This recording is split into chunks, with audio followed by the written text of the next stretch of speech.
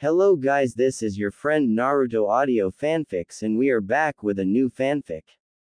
Which is what if Naruto built a harem with Hinata and Fu? Part 1. And if you enjoy this fanfic then please press the like button and subscribe to my channel for more fanfic like this.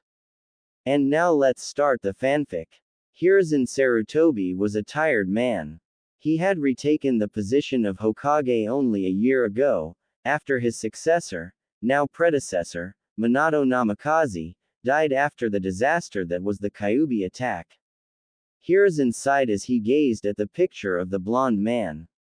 Why did he die when he had so much to live for? He remembered the night clearly. He was sitting in his office writing in his journal while his wife, Bawako, Minato, and his wife Kushina, were in a secret location so Kushina could give birth. Kushina was a Jinchuriki, a container of one of the 9 Biju, of the Kyuubi. And when a female Jinchuriki goes into labor, the energy holding their seal together weakens and the Biju has a chance to go free. Minato, being the expert seal master that he is, was in charge of holding the seal together while Kushina was giving birth. Everything was set up perfectly. However, something happened and the Kyuubi was freed. And it severely damaged the village, and killed countless civilians and shinobi alike. Minato was able to take the Biju out of the village, and seal it away, inside his own son no less. Hiruzen was forced to witness the sealing as Minato put up a barrier around him, Kushina, Kyuubi, and their son, Naruto. The Sandaime was confused as to why Minato felt that he had to do the sealing. He knew how to perform the Reaper Death Seal. All Minato would have to do would be putting the 8 trigrams seal, and he would be able to live with his family. But then again, he never did tell anyone that he could do the Reaper Death Seal now that he thinks about it. When the barrier was lifted, Minato was already dead. The Reaper Death Seal, which summoned the Shinigami, had taken his soul as payment for the sealing, but Kushina was still hanging on to what little life remained within her. The Kyuubi had pierced both her and Minato when it attempted to strike Naruto and prevent itself from being sealed. Both parents had sacrificed themselves to protect their child. Kushina was able to tell Hiruzen Naruto's name, and that both she and Minato wanted him to protect their child. Both of them were dead with a smile on their faces. Hiruzen knew that Jinchuriki were treated harshly, but because Kushina's status as one was kept a tight secret, he didn't know how harshly.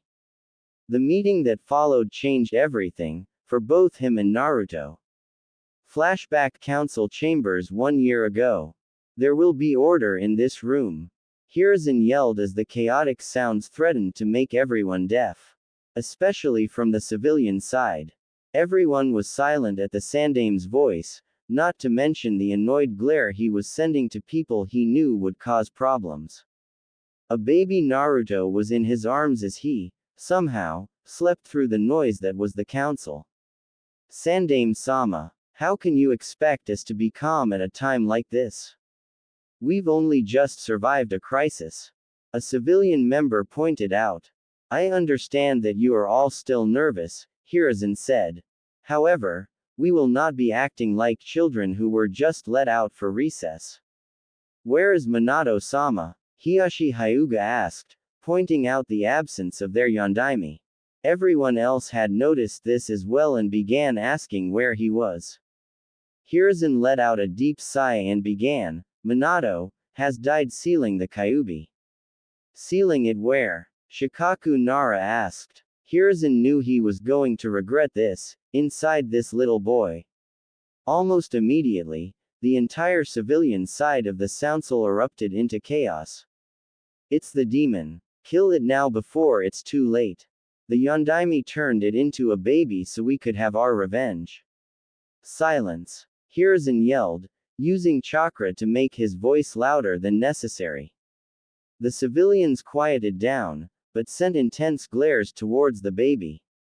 Naruto was able to feel the glares and shifted uncomfortably in Hiruzen's arms, his face twitching with fear. Seeing this, Hiruzen slowly rocked his arms in an attempt to soothe the baby. Naruto stopped squirming, but was still looking afraid. Hiruzen called over an Anbu with a horse mask, and handed Naruto to him. This boy is Minato's legacy. He sealed the Kyuubi inside him so that he could use its power to defend Konoha. He is not the demon, Hiruzen said with a glare. Hiashi noticed something familiar about the boy, especially his blue eyes, and made a note to talk to the Sandaime later. Effective immediately, I shall be reinstated as the Hokage, and everything that has been said in this room about the Kyuubi is to be an S-rank secret punishable by death, the Sandaime declared with a heated glare. Dai Kyuubi. While everyone had their attention on the Sandaime's declaration, nobody noticed a civilian council member sneaking behind Horse and knocked him over, grabbed Naruto, and used the knife he had on him to attack Naruto. However, because of his shaking nerves, he cut Naruto from his right shoulder down to his hip, slicing the boy into 2 pieces. Hiruzen was instantly upon the boy, using what little healing knowledge he had to try and help him.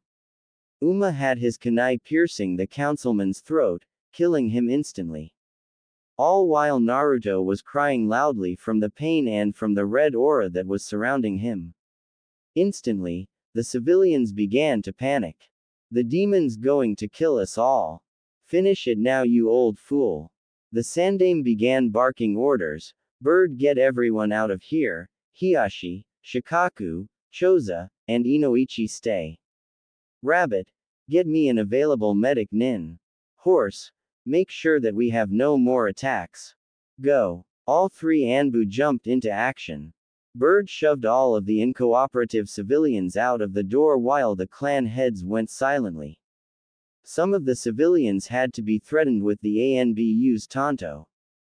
Rabbit had jumped out of the window and raced towards the hospital, hoping that there was a medic available. Meanwhile, Hiruzen was desperately trying to slow down the bleeding with the Mystic Palm Jutsu. While he was able to use it to a decent degree, he was only able to slow down the bleeding to a small amount.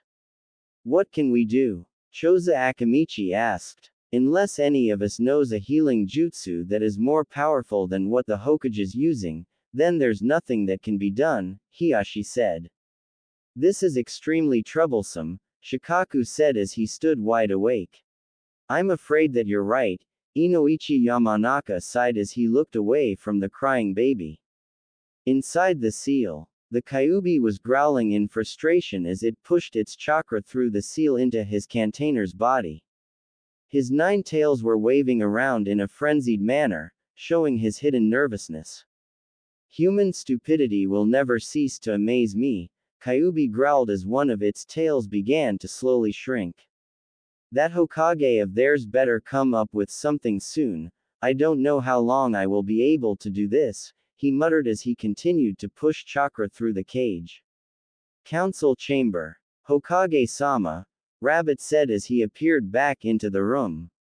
There is no available medic, they are all treating victims of the Kyuubi attack. The Hokage cursed as he continued working while sweat began to gather on his brow. He had used too much chakra during the attack and was starting to feel the strain. Horse, carry Naruto while I continue to heal him. Everyone, come with us into my office. Rabbit, head back out into the village and try to find any more survivors, the Hokage said while Horse carefully picked up the wailing boy. Rabbit bowed and vanished in a puff of smoke. And, please pick up his arm, he added. Inoichi decided to pick up the dismembered appendage since he's seen worse things in the minds of prisoners. The party of 7 slowly made their way to the Hokage's office. Choza opened the door and everyone entered. Hiashi, can you take over the healing while I get what may be able to save him? Horse, I want you to stand guard and make sure that nobody interrupts us. I don't care if it's the Raikudo Sennin himself. Nobody enters.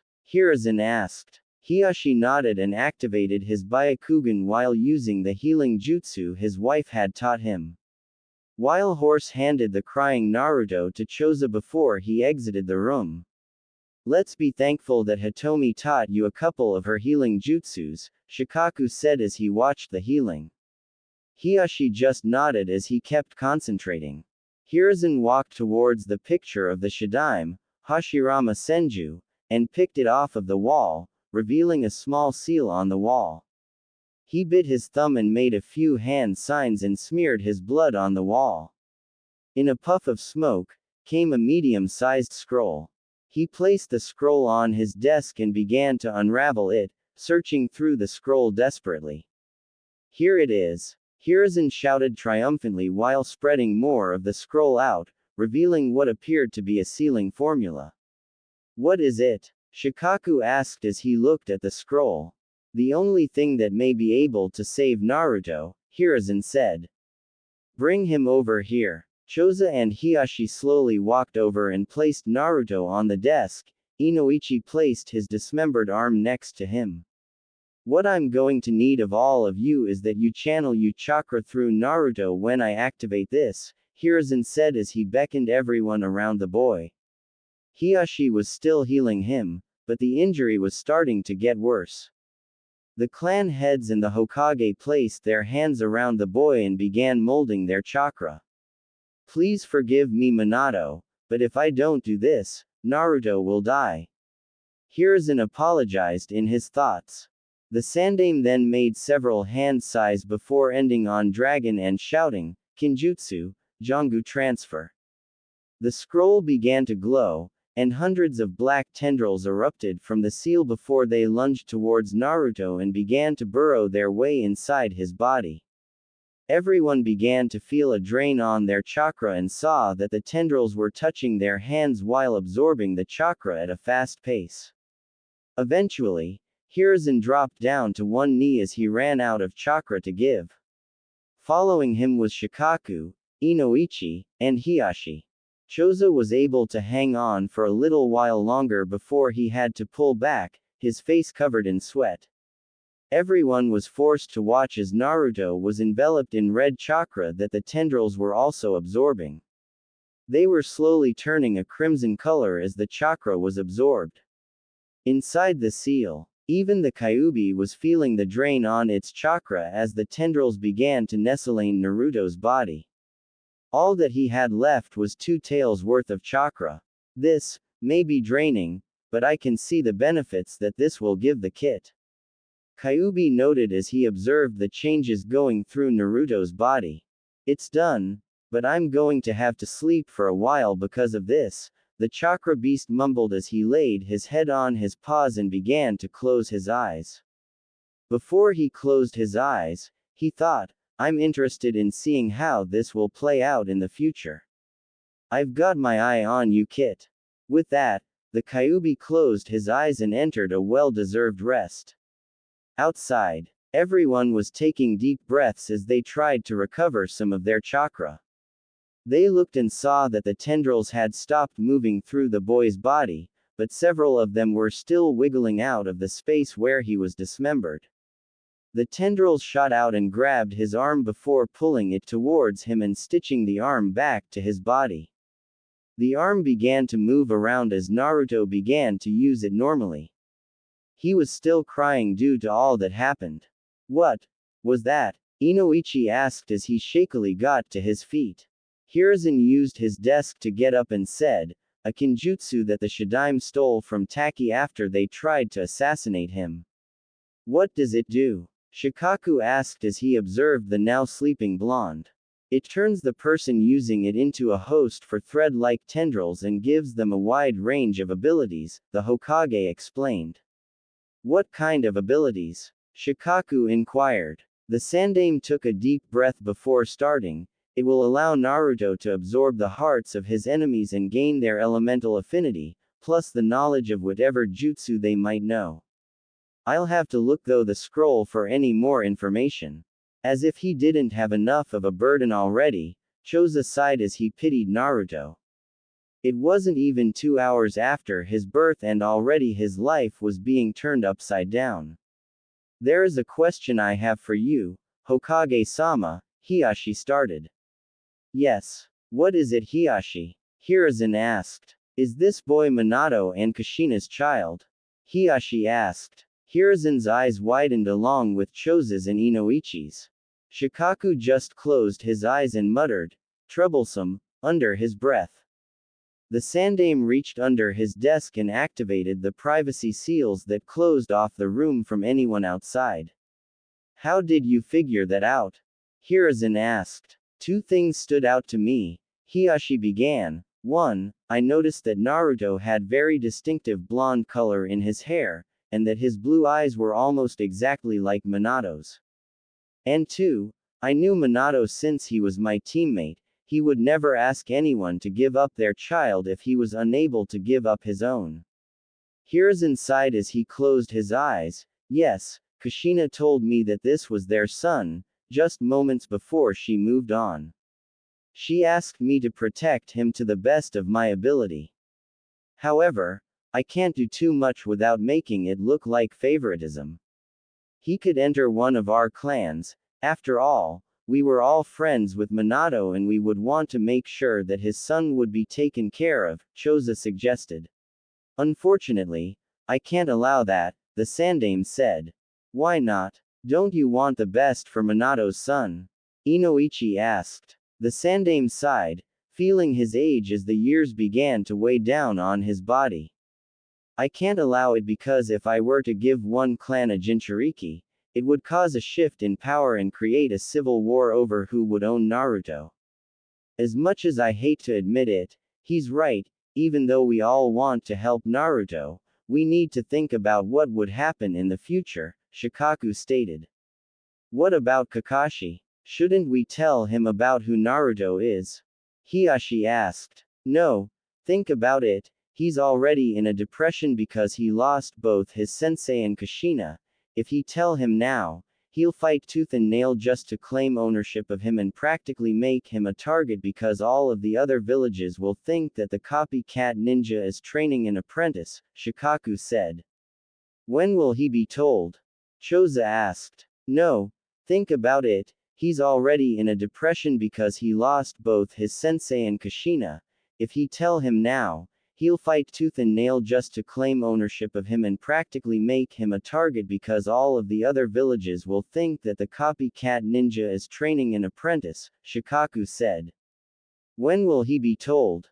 Choza asked. After he gets out of his depression, he'll be able to handle the situation better when he has a clear head, the Sandaime said. What can we do to help Naruto then?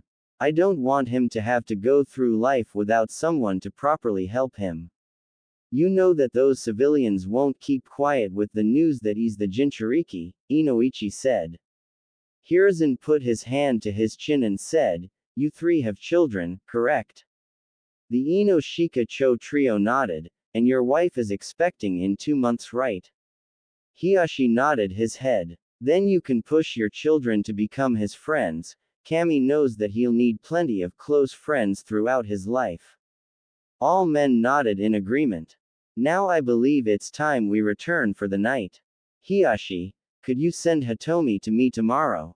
I would like a woman's opinion on how Naruto should be cared for since I'll be taking care of him until the orphanage is repaired, Hiruzen said. Would you like me to tell her about what happened tonight? Hiashi asked. The Sandaime shook his head and said, I'll take on that task. You all need your rest if you want to lead your clans through this crisis.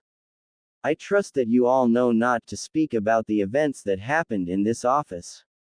The only reason I'm trusting you with this information is because you were all Minato's closest friends.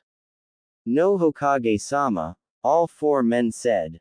The Hokage then lifted the privacy seals and dismissed the men before he wrapped Naruto in a cloth and held him in his arms, slowly rocking him to sleep.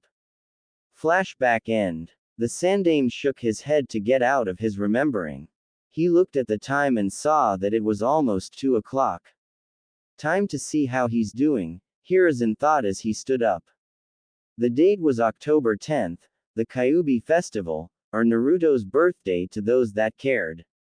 The Hokage left the Hokage Tower and walked towards the orphanage that Naruto was placed in.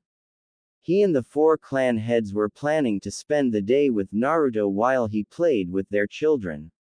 As Hiruzen walked into the orphanage, the caretaker immediately bowed to him.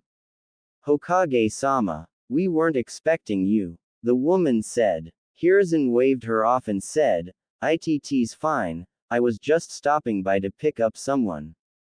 A Naruto Uzumaki. He didn't miss the flash of disgust that passed through the caretaker's face once his name was mentioned. She quickly put on a forced smile and led the Hokage to a room where a small crib was. Inside the crib was a tiny baby with blonde hair and blue eyes.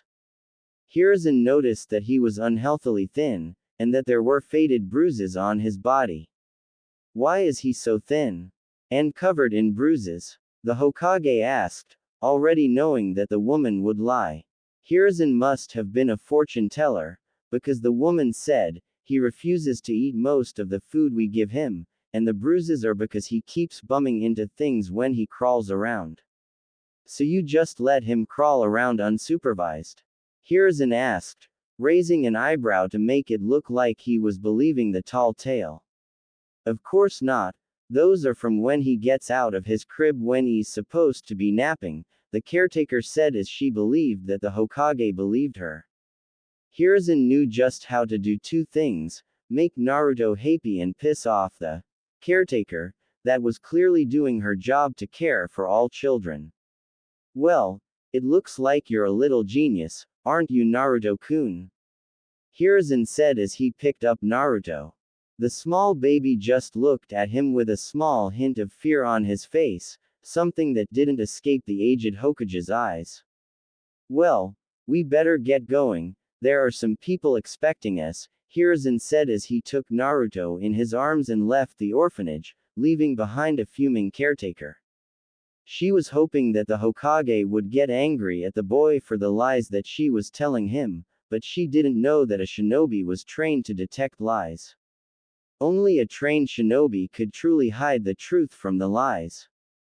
The Hokage then performed a shunshin and appeared at the Akamichi compound where Naruto was welcomed openly.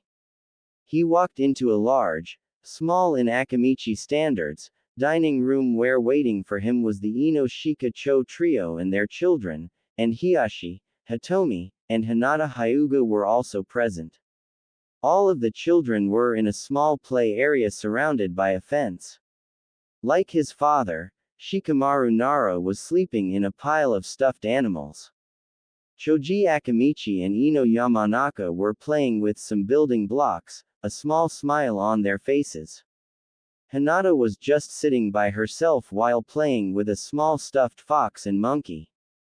Hiruzen walked over to the children and placed Naruto in the play area, where he just nervously crawled over to the pile of stuffed animals and timidly picked up a stuffed from before hugging it gently.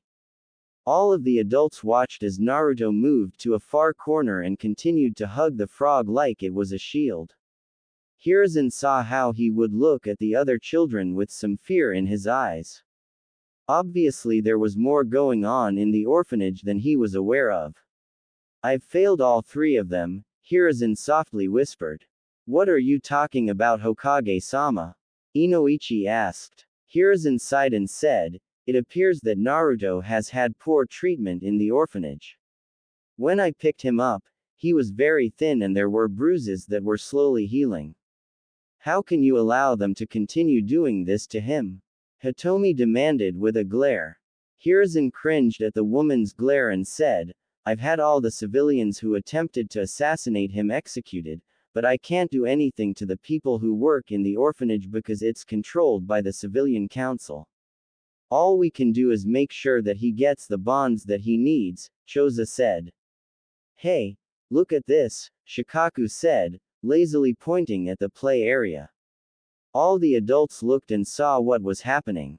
Hinata had crawled over to Naruto and held out the stuffed fox for him to play with. Naruto looked at the fox before gently taking it. He then held out the stuffed frog for her to take, but Hinata just shook her head and gave him a small smile. Naruto then gave a small smile of his own before he started to play with Hinata. "Kawaii." Hitomi softly squealed at the cute sight. Hiruzen chuckled and turned towards Hiashi before asking, "Weren't you and Minato planning on a betrothal between your children?" "Yes, but we were planning on going over the details after Naruto's birth since he had no free time to spare beforehand," Hiashi said.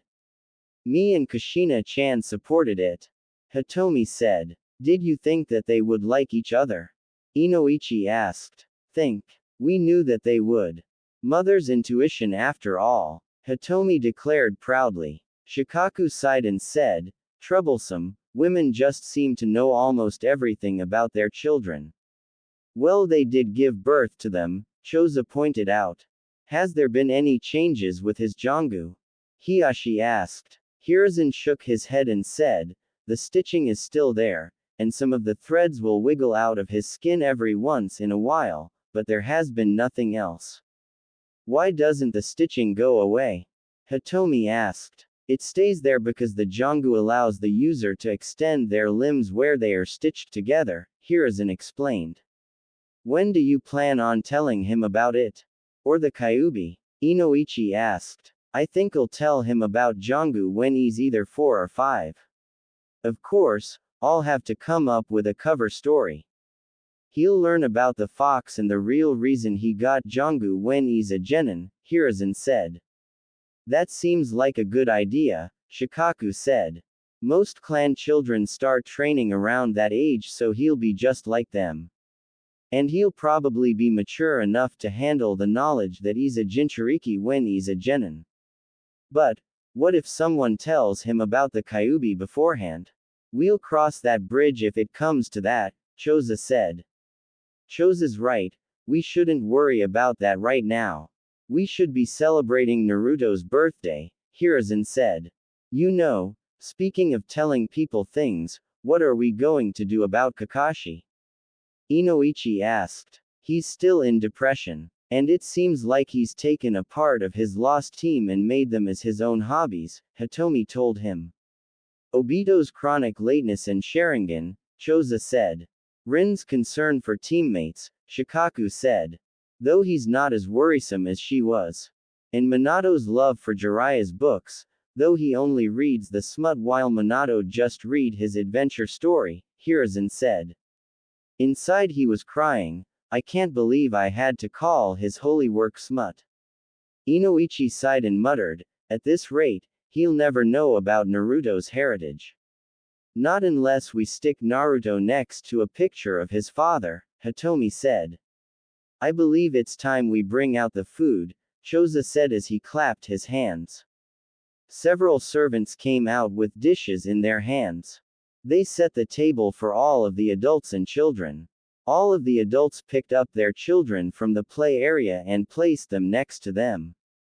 Naruto was sitting next to Hiruzen and stared at the food hungrily. "I was right," Hiruzen muttered as he saw how hungry Naruto was. "Grr. Choza," Inoichi scolded. "It wasn't me." The Akamichi head protested. Hitomi began to giggle behind her hand while Hiashi was fighting a smirk that was forming on his face. "Something you'd like to share, Hitomi?" Shikaku asked. That was Hinata's stomach. Hitomi laughed. A few moments later, everyone was laughing at that little piece of information, though Hiashi was just chuckling. "Now that I think about it," Inoichi began, "it's a good thing Minato was your teammate Hiashi." "How so?" the Hyuga head asked. "Back when we were in the academy, you were as cold as your father was.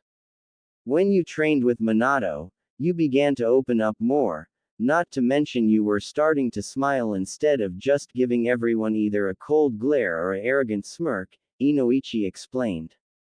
Hiashi sighed and said, "I still have to act like a cold bastard with a stick up my ass around the Hyuga elders so they think I'm still the Hyuga image of perfection, instead of how I am now." "You must be an amazing actor then," Hiruzen said. "Well, Jiraiya-sensei did make me the inside man when we would perform an infiltration mission," Hiashi explained. "Minato-kun was a horrible actor," Hitomi remarked. Everyone nodded in agreement. Hiruzen looked down at his plate and saw that Naruto was practically inhaling whatever food he could reach.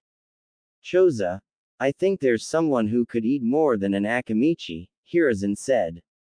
Choza looked over and saw that Naruto was eating at a fast pace. Oh hell no. I'm not losing my title of biggest eater to a baby of all things.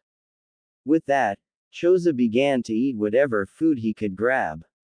Hitomi had to smack his hand away when he tried to grab a portion of Hinata's.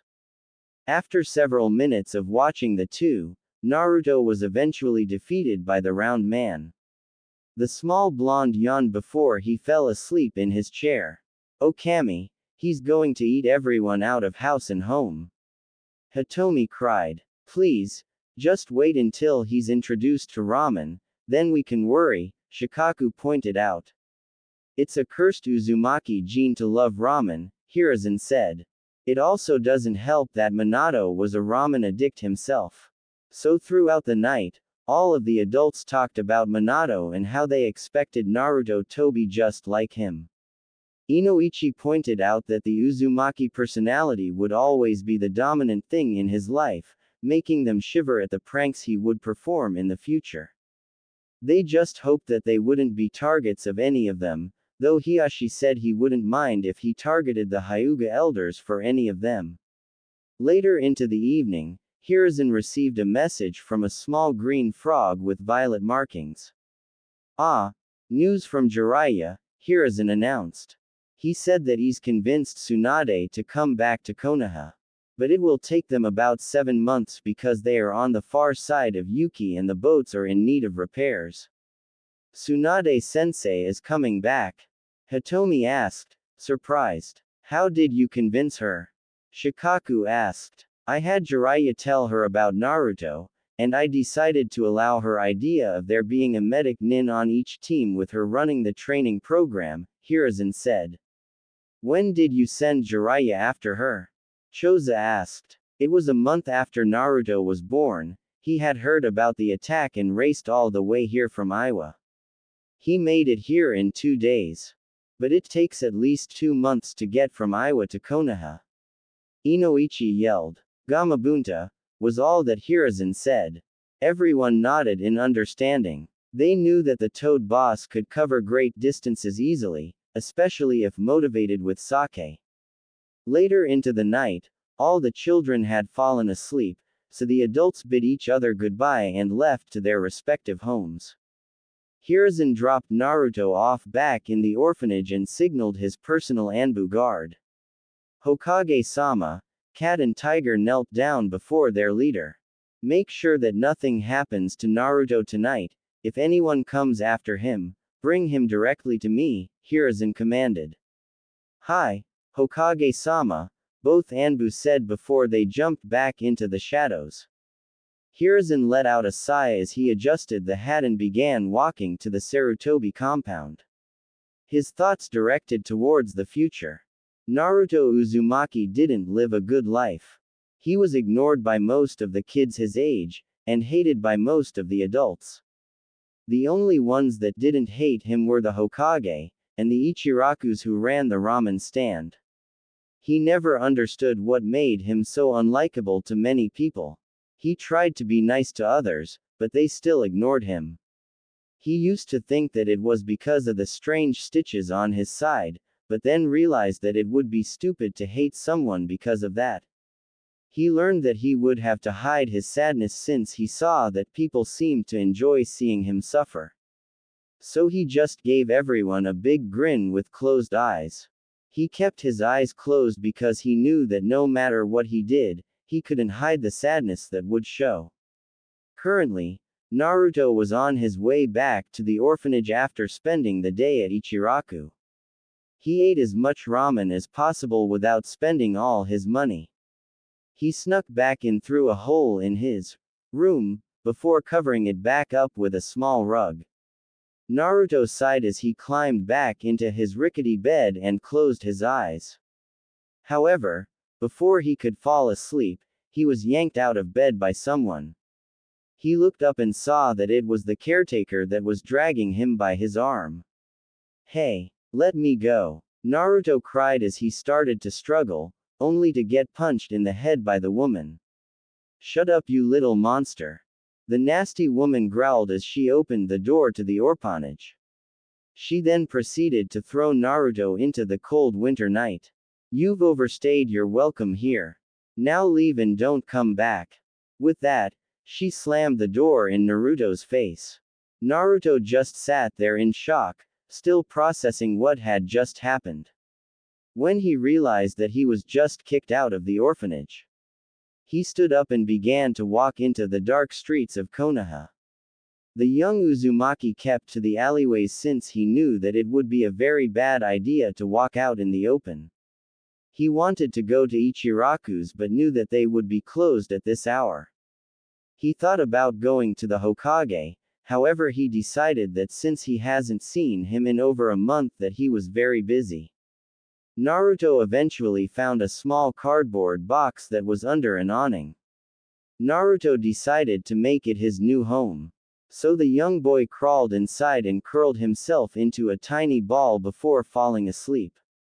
Hokage's office. Curse this damned paperwork. Where does it keep coming from? How the hell did Minato get it done so fast? Hiruzen thought as he went through each paper, trying to finish up quickly so he could try to go and see Naruto.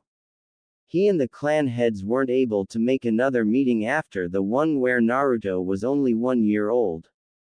Those damned council members on the civilian side are keeping me away from Naruto too much, Hiruzen growled as he finished what he considered the last paper for the evening. He sighed as he leaned back into his chair, thinking about how lonely Naruto might have been. He took out his crystal ball and used it to try and find Naruto. First he looked at his room in the orphanage, but it was surprisingly bare of everything. What? Hiruzen screamed as he shifted the view around the orphanage until he saw the caretaker throwing all of Naruto's stuff into a bonfire. Hiruzen growled as he desperately searched with his crystal ball for Naruto.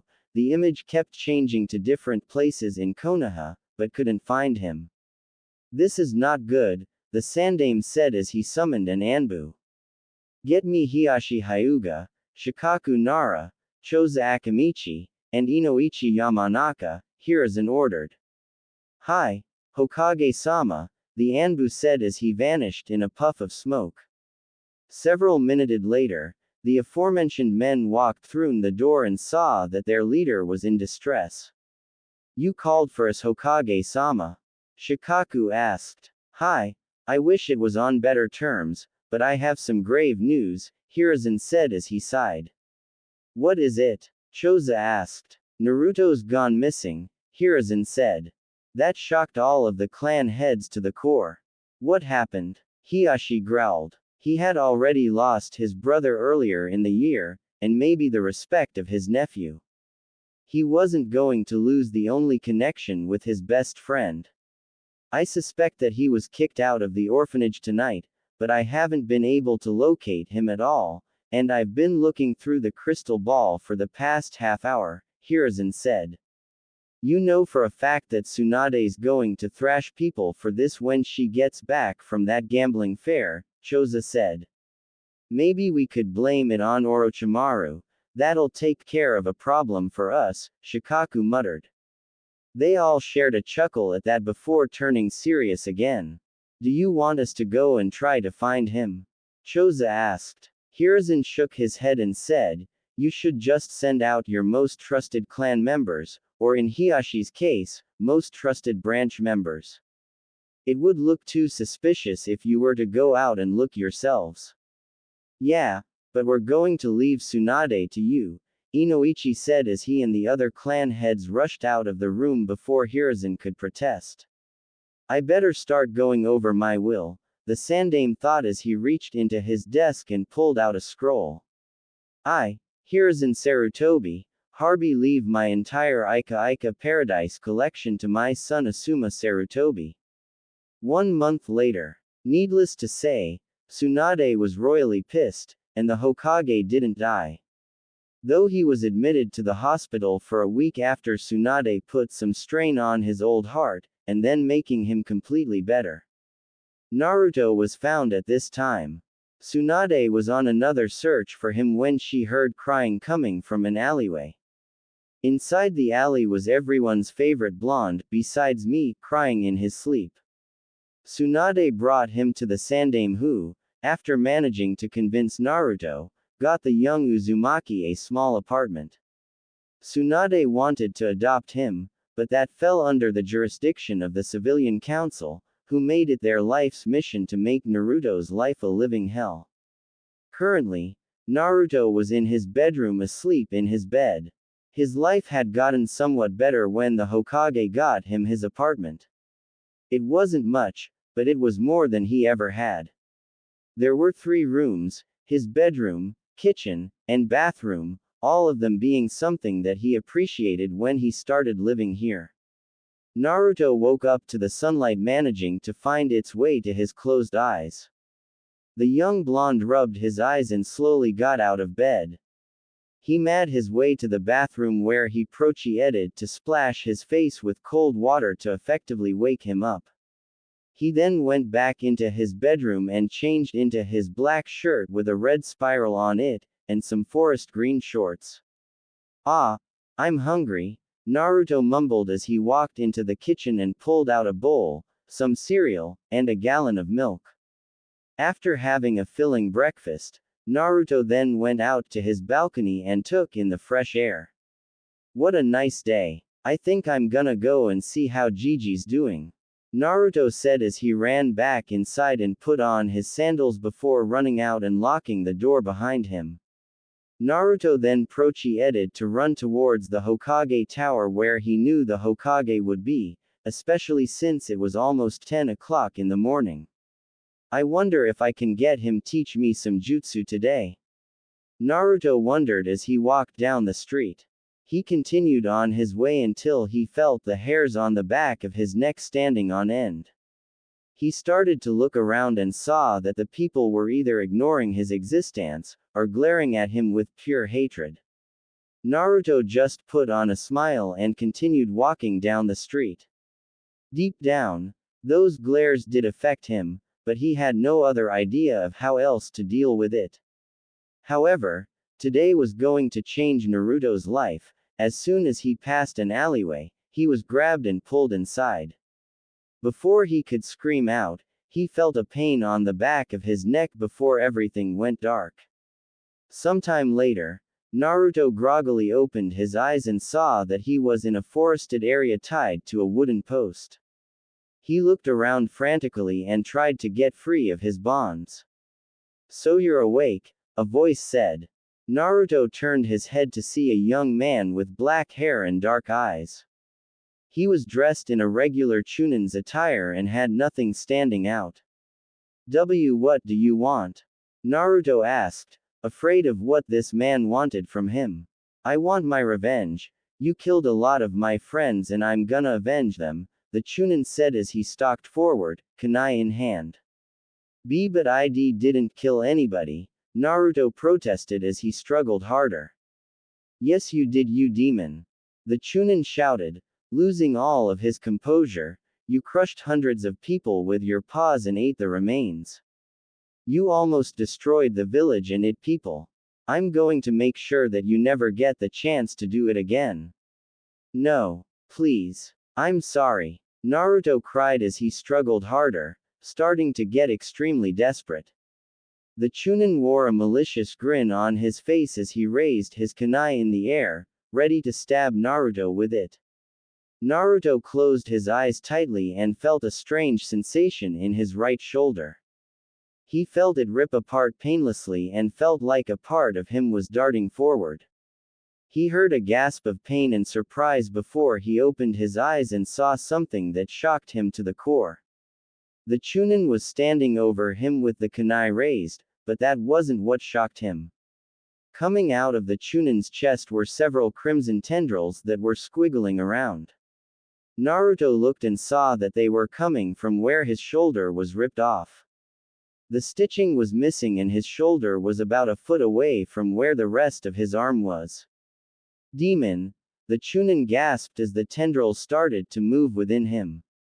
Naruto stared in shock as something wrapped in the tendrils came out of the Chunin's chest while it was still beating. The Chunin then fell to the floor dead, but Naruto didn't know that yet. The object was then pulled into Naruto where his arm came back to the rest of his body. Ah! Naruto screamed as the weight of what had happened finally settled into his mind. He let loose a chakra pulse that covered the whole village. Hokage's office. You should really make some law about Jiraiya's peeping habits, a blonde-haired woman with a green coat and gray clothing said. She had her hair in two pigtails and had her arms crossed underneath her impressive bust. She gave an annoyed stare into the Sandame's eyes with her honey-colored ones. Would love to Tsunade, but Jiraiya's books make a lot of money. Money that he uses to supply his spy network and himself. He also sends whatever he can spare to Konoha to help with our economy, Hiruzen said as he sighed. Tsunade huffed and said, why couldn't he have just stick to writing adventure stories? That first one was good even if it wasn't a bestseller. Before Hiruzen could reply, the chakra pulse reached his office. Both his and Tsunade's eyes widened as they recognized who the chakra belonged to. Weasel. Mantis. The Sandame called out. Two Anbu in the aforementioned masks appeared before their Hokage and waited for his orders. Follow us and make sure that there are no interruptions. Hiruzen ordered as he jumped out of his seat and leapt out the window, Tsunade following him in a heartbeat.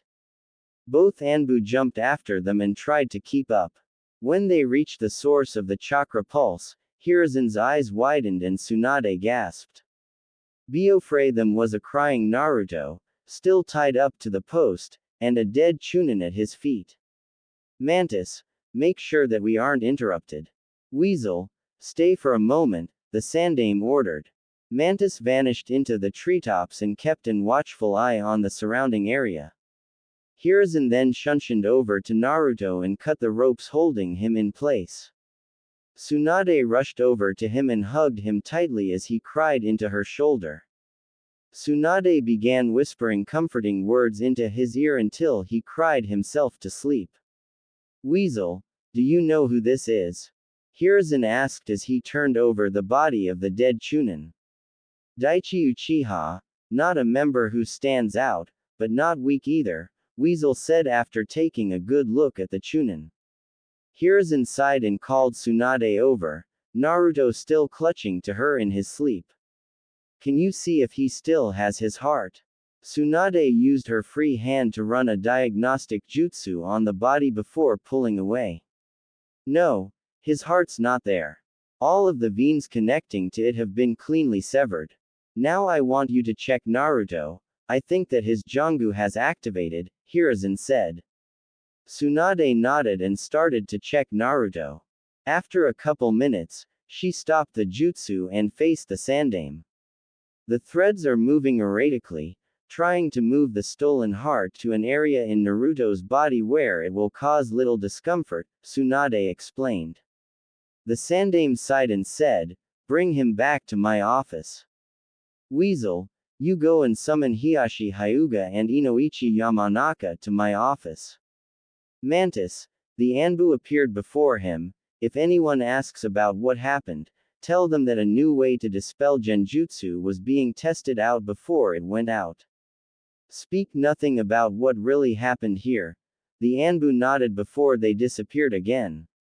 The remaining two conscious people then leapt for the Hokage's office. After 5 minutes of waiting, Hiashi and Inoichi walked in with Weasel behind them.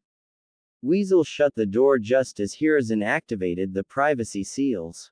Upon seeing Naruto clutching to Tsunade, Hiashi asked, what happened? Daichi Uchiha attempted to kill Naruto after abducting him. Hiruzen started before both clan heads let out a blast of ki. Where is the bastard? He'll be brain dead when I'm through with him. Inoichi yelled. Hiruzen shook his head and said, he's dead. Naruto's Jangu activated and stole his still beating heart. Hiashi was confused. Wouldn't his Sharingan warn him of any attack? I suspect that he didn't have it activated.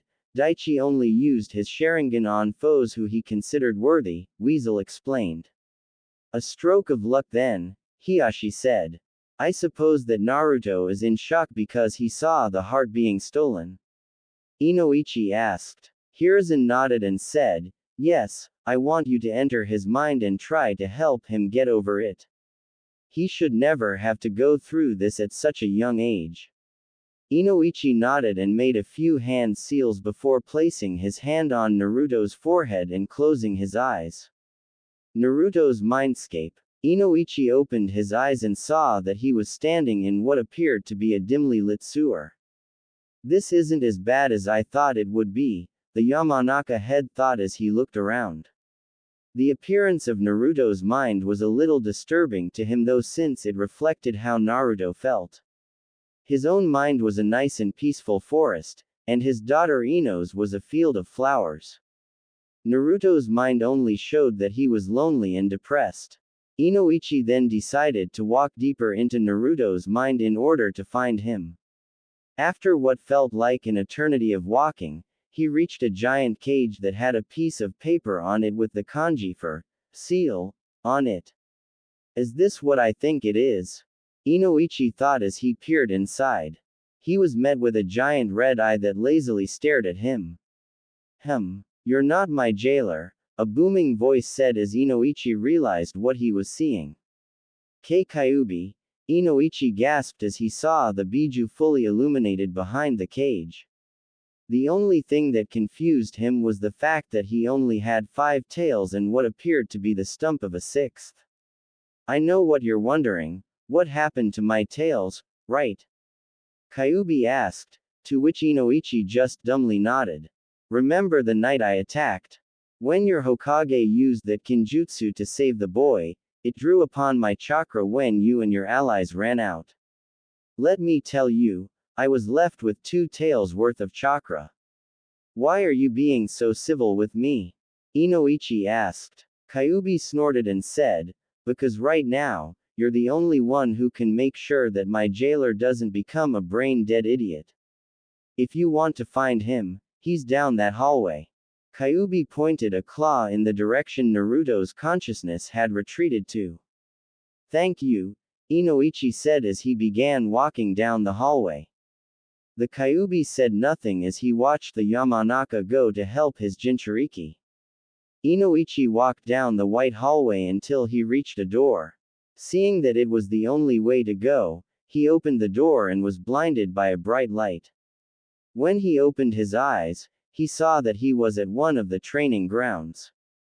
This must be where Naruto was taken to before, Inoichi mused as he walked and saw the events that happened when Naruto was abducted. Inoichi was then blinded by a bright light before he saw that the events were repeating themselves over and over again. Having enough of this, the Yamanaka head walked towards Naruto and cut the ropes holding him in place, stopping the memory. Who are you? Naruto asked, shivering in fear. Inoichi, seeing how frightened he was, knelt down in front of him and gave him a friendly smile. My name is Inoichi Yamanaka, and I came into your mind to help you.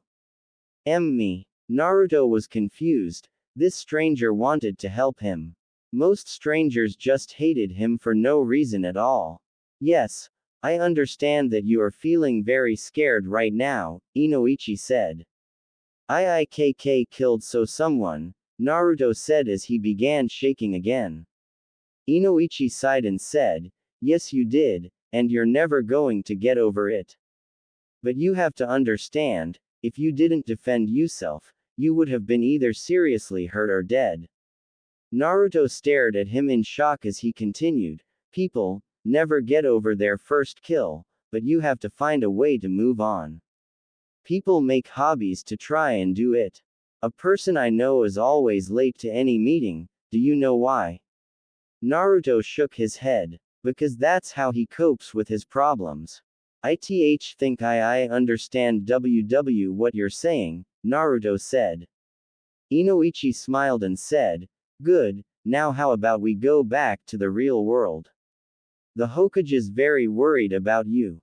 And I know you have some questions for him. Naruto nodded and Inoichi placed his hand on his forehead and both of them closed their eyes. Sandame's office. Both of the male blondes opened their eyes to see that they were back in the Hokage's office. Naruto looked and saw Hiruzen speaking with the blonde woman that found him when he was alone, a person with white eyes, and a teenager in a mask. "We're gone for 5 minutes and you forget about us already?"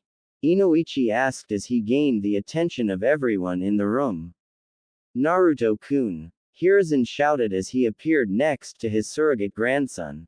"Hi Gigi," Naruto said as he gave the old man a hug. He then released the Hokage and saw that the blonde woman before she scooped him up in a bone-crushing hug. "You're all right," the woman cried as she continued to smother Naruto.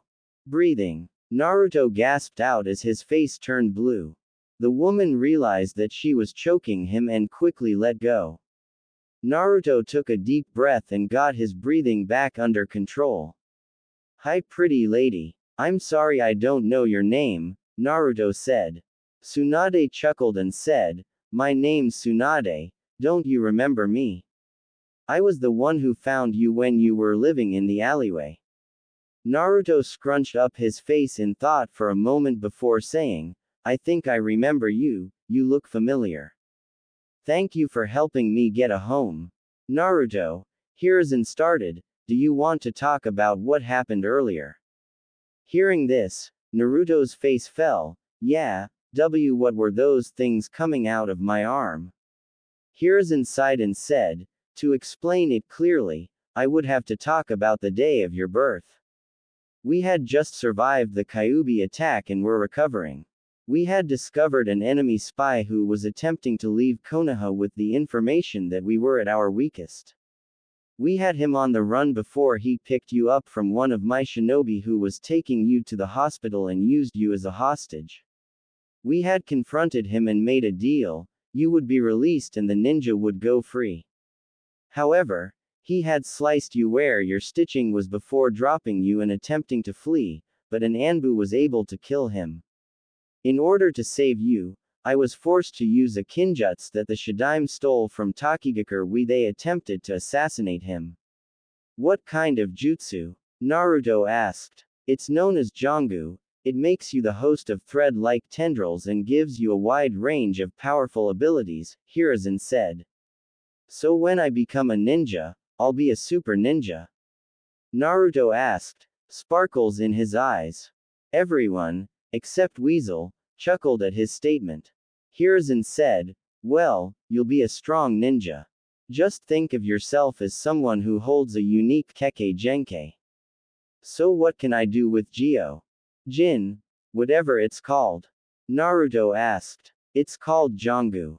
Jion-Gu. And you can do whatever you want with the tendrils since they respond to either your will, or they can act automatically when you're in danger," Hiruzen said. "Wow. Can it do anything else?" Naruto was bouncing on his feet now. The Sandaime sighed and said, "There's one more thing that was listed in the scroll, but I don't know if you'll like it." "Why not? Is it really bad?" Naruto asked, getting a little scared now. "No, it's just that you might be disturbed by this," Hiruzen said before explaining the last part of Jongu. "You can take the hearts of your enemies and steal all of their abilities and elemental nature. Like I did before," Naruto whispered. "Yes, but this part of the ability has a positive effect for you," Hiruzen said. Naruto looked at him in confusion. What would be good about taking people's hearts? "By stealing people's hearts, you can become like a cat, meaning that you will have multiple lives," Hiruzen explained. "So, I could still live even if I die?" Naruto asked. "Yes, but you will have to sacrifice a heart in the process. So you will want to be careful and try not to lose all your hearts," Hiruzen said. Naruto then looked at him and smiled, "So can you teach me how to use it?" Hiruzen smiled at Naruto's attitude and said, "Of course, that was what I wanted to do after I told you about this. And these people in the room are going to help you today." Naruto turned and saw Hiashi observing him before he jumped behind Tsunade and screamed, "Ah! It's another man with scary white eyes." Another, was the thought that went through the heads of most of the room's occupants. Naruto, when did you see someone with scary white eyes? Hiruzen asked, sending an apologetic look at Hiashi, who waved it off.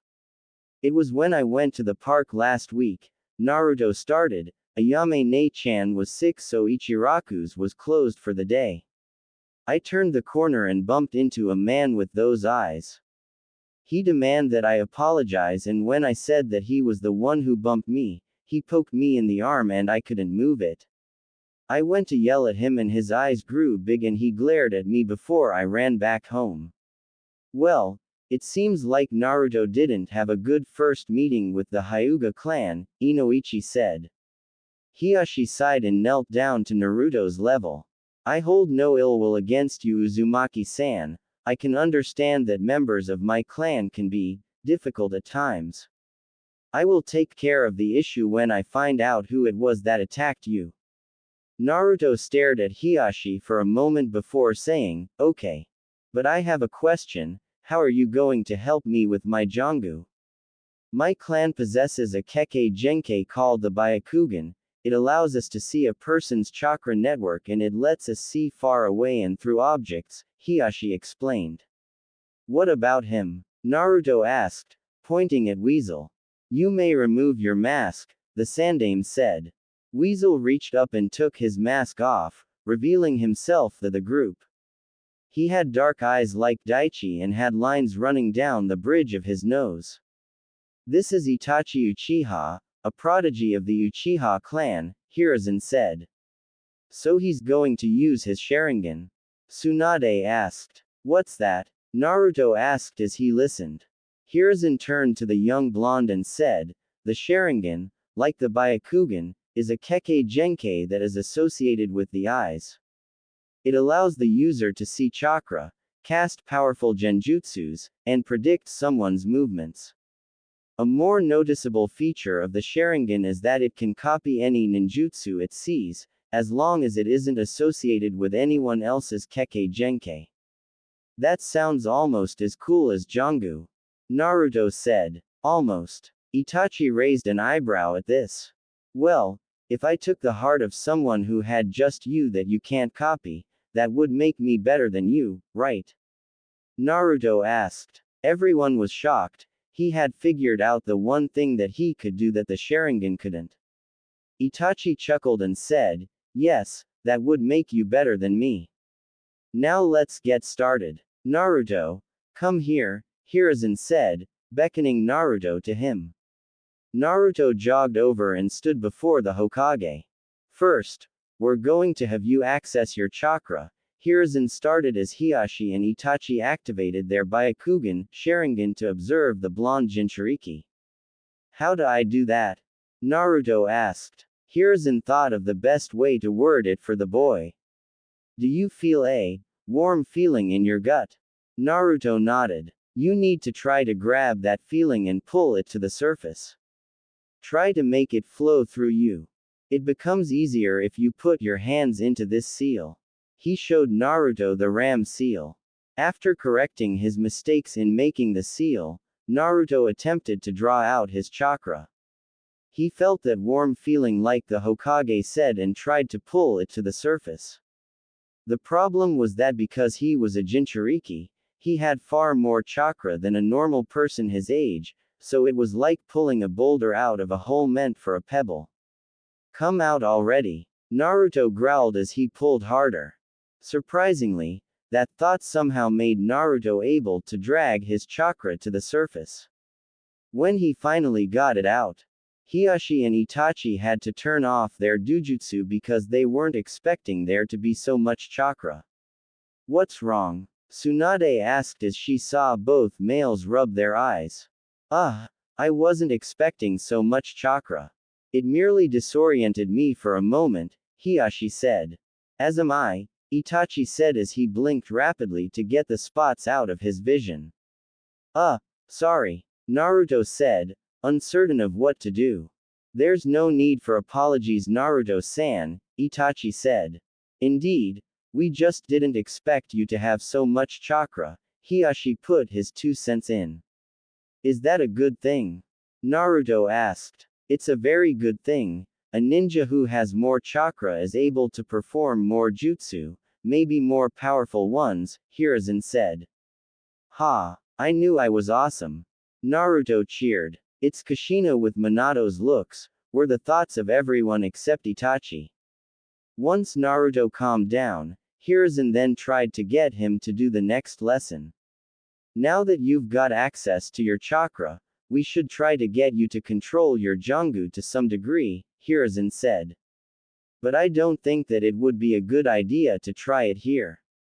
Why not? I'm ready to go, Naruto declared. Hiruzen chuckled at the blonde's enthusiasm and said, that's why we have training grounds. Tsunade, can you take over trying to get his Jangu activated? I'm afraid I can't since I'm behind on my work. Hiruzen glared at the pile of paperwork that was mocking him with its height. Tsunade sighed and said, all right sensei, I'll tell you about our progress later. You men follow me to training ground 27. She then grabbed Naruto's shoulder and vanished in a shunshin. The rest of them followed, leaving Hiruzen alone.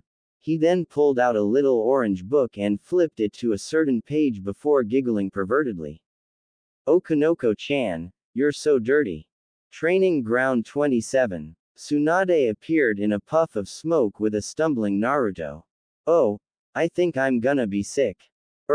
Naruto ran over to a bush where he proceeded to introduce the shrub to his eaten breakfast. Tsunade's sweat dropped and thought, maybe I should have just jumped here instead. You alright Gaki? Why yeah, that was just uncomfortable, Naruto said as he leaned on a tree for support. I remember when Jiraiya-sensei taught us the shunshin. Minato was the only one who was able to keep his lunch down the longest, Hiashi said as he and the other appeared behind Tsunade. So how am I gonna do this? Naruto said as he recovered. Well, Tsunade started as she pulled out a small scroll, opened it, and began to read from it. First you have to gain control of the tendrils that are in your body. So just close your eyes and try to feel them as they move throughout you. Naruto did as instructed and after a few minutes of concentrating, he opened his eyes and voiced his frustrations. I can't feel anything. It's just not there, Naruto complained. Try fluctuating your chakra, Itachi said as he activated his Sharingan. Naruto just gave him a funny look, not understanding what he wanted him to do. Itachi, realizing his mistake, said, what I want you to do is, make your chakra move around wildly to try and get a reaction out of the Jangu. Naruto nodded his head and closed his eyes. This time he made his chakra move around in an erratic manner before he felt it start to move to his right forearm. His arm then felt a little numb and heard a few gasps. He opened his eyes to see that several tendrils were moving in and out of his forearm without leaving any sort of mark that they had emerged when they went back in. Awesome! Naruto shouted as he saw his progress. I didn't expect him to do it so quickly, Inoichi said. He's just like Minato, able to get the gist of any technique in only a few tries, Hiashi thought as he watched Naruto make his tendrils dance through the air, making shapes or animals. I think I've got the hang of this. Naruto said. Well, you can use what sensei wrote down as the basic control, Tsunade said as she read the scroll. When you have a better control over it and are a little older, you can start on some of the complicated stuff.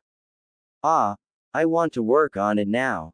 Naruto whined. Yet, he's got Kushina's attitude. Always wanting to do the hard stuff right away, Hiashi thought, silently chuckling to himself. I think that you've done enough work for today, now how about I treat you to some ramen? Tsunade said the magic words. Ramen. Naruto yelled as he clung to Tsunade's leg. To Ichiraku's. Alright. Just get off. Tsunade yelled. Naruto sighed as he leaned against the tree he was using as a target. The bark was littered with slash marks and punctures, like a bunch of other trees that were in the area. He was working hard mastering his Jangu and making new ways to fight with it. He had made a bunch of new attacks to use, especially with his new ability. He remembered when the Hokage helped him learn this new part of the Jangu. Flashback 3 months ago. Ah, Naruto-kun, I was expecting you, Hiruzen said as he saw the blonde walk inside. You were? Naruto asked as he entered. Hiruzen smiled and said, yes, I was wondering if you would like to learn another ability of the Jangu. Don't you know me by now, Gigi? Of course I want to learn a new ability. Naruto shouted as he practically bounced off the walls. Hiruzen chuckled and said, excellent, we'll leave for my personal training area in a few minutes. Why? Why don't we just go now? Naruto asked. I've been signing a lot of papers today and my hands are a little numb. I would like to have some feeling in them before we start training, Hiruzen said as he glared at the pile of finished paperwork. Okay. There was something I had to tell you anyway, Naruto said as he took a seat. What is it? Hiruzen asked. Naruto pulled back the sleeve of his right arm and showed the sandaime that there was stitching in the middle of his forearm. What happened? Hiruzen asked, thinking that Naruto was attacked. Naruto rubbed the back of his head and explained, well, I was thinking about the abilities of my Jangu and remembered that I could extend my limbs at the stitching. So I was thinking that it would be really cool if I could shoot my arm out at someone. When I tried to do it with my original stitching, it felt really uncomfortable. But then I felt my arm getting tingly and saw that this was happening. Incredible. I thought that you had to be cut for THTA process to happen, Hiruzen said. Can you make it go back to normal? I mean, can you make that arm normally attached without the stitching? Yeah, but it takes a lot of focus and makes me really tired when I do that, so I decided to leave it there and only take it away when I'm on vacation or something, Naruto said. It's probably his Uzumaki genes or the Kyuubi, the sandaime thought. The scroll didn't say anything about this sort of thing. Naruto, Hiruzen began, you never cease to amaze me. Let's go, this technique is something that I know you're gonna love. Hiruzen then led Naruto to the Hokage's personal training grounds, which was in a cave behind the tower underneath the Hokage monument. There was a waterfall inside the cave and an area filled with weaponry. Wow! Naruto shouted as he saw the training field. Indeed it is very impressive, Hiruzen said. The Shadaime and Nadaime created this training field for all Hokages and their personal apprentices to use. Does this mean that the Yondaime trained here? Naruto asked. The Yondaime was his idol, so he was excited to be in an area where the Yondaime trained. Hiruzen went to answer, but found himself at a loss for words. Now that I think about it, the Yondaime only trained here twice. Rumor was it that he had a secret training ground, but nobody knows where it is. Now, before we start on your Jangu, I'm going to teach you AD ranked Kaden Jutsu, Hiruzen said. You're going to teach me a jutsu? Naruto cried in disbelief. Yes, because you're going to need at least one jutsu for this new ability of the Jangu, Hiruzen explained. Now this jutsu isn't really that big of an attack, but it's the only one I've got that you probably won't hurt yourself with. But if you do hurt yourself, it won't be too bad. So what's the jutsu? Naruto asked, paying close attention. Hiruzen then started to explain the jutsu. The hand seals are Uma, Inu, and Tora. He made the hand seals and took a deep breath before shouting, Kaden, fire bullet jutsu.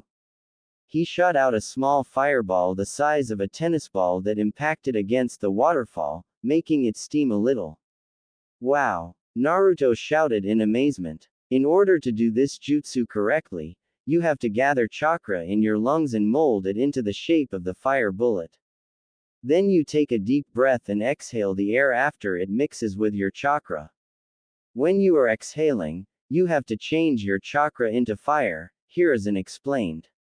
Okay. Naruto cried as he made the hand seals and took in a deep breath. After mixing his chakra, he exhaled while shouting, Kaden, fire bullet jutsu. But instead of a fireball coming out, he coughed out a cloud of smoke. Hiruzen just laughed as Naruto ran over to the small lake and began to take big gulps of water. After about 27 tries, Naruto was able to perform the jutsu correctly. The Sandaime made him do it several more times so he could get used to the chakra flow. Now we're going to make an advancement with your Jongu, Hiruzen said as he pulled out a sealing scroll. So what am I gonna learn? Naruto asked. Hiruzen chuckled at his enthusiasm and said, you're going to use the Jongu to make your hearts fight for you. Huh. Naruto didn't understand what he was saying. The Sandaime sighed and said, you can make the threads come out and make a body for the heart you stole to fight alongside you. I still don't get it, Naruto said as he scratched the side of his head. Hiruzen then tried to explain it though another approach, pull off your arm and have a bunch of threads come out. Naruto did as instructed and a fair amount of threads came out and formed a sphere the size of the hat Hiruzen was wearing. Now, can you feel your second heart? Naruto nodded. Try to move it into that sphere. Naruto closed his eyes and concentrated. He felt the heart within his body and willed the threads to move it. He could feel the heart as it went up his arm and towards where his arm detached. Naruto opened his eyes and saw the heart, still covered in crimson threads, as it was absorbed by the sphere. The sphere then shuddered as he began to detach from Naruto and it fell to the floor in a quivering mess. Did I do something wrong? Naruto asked as he started to worry. No, what you need to do now is place your hand on the threads and make the heart go into a mask after I place it on the threads, I'll explain afterwards, Hiruzen said. Naruto nodded and waited for the Hokage to pull out the mask. The Sandaime opened the scroll and pushed some chakra into it, making a mask pop out. It was a fox mask with red markings on it. The mask also had a movable jaw was filled with sharp teeth. Hiruzen placed the mask on the mass of threads and Naruto placed his hand next to it. Naruto directed the heart to go into the mask, and removed his hand once he felt that the process was done. Now you should have the threads take the shape of whatever animal you want, Hiruzen said. Though, you should have it take the shape of a fox since that's the mask we put on it. Naruto nodded again and focused. The threads began to squirm around before they started to take shape. After a few moments, standing before them was a mass of crimson threads in the shape of a nine-tailed fox. It had rabbit-like ears that were curved, and the fox mask that was placed on it moments before.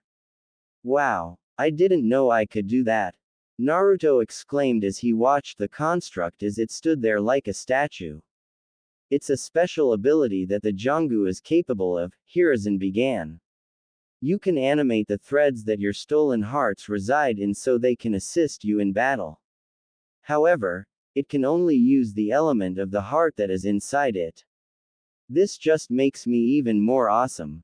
Naruto shouted as he ran around his new construct. Though I have to ask, why make it look like the Kyuubi? Hiruzen asked, getting a little nervous. Simple, I want it to look scary. That way my enemies will be too busy being afraid and I'll be able to beat them up. Naruto told him. Hiruzen sighed, he should have known that that was the reason. End flashback. Naruto had learned to perform his jutsu though it was very hard to do. He failed at it many times until he was able to get the just you to work correctly. He currently had the mask stitched to his mask by a long line that went across the upper portion of his back towards his right shoulder.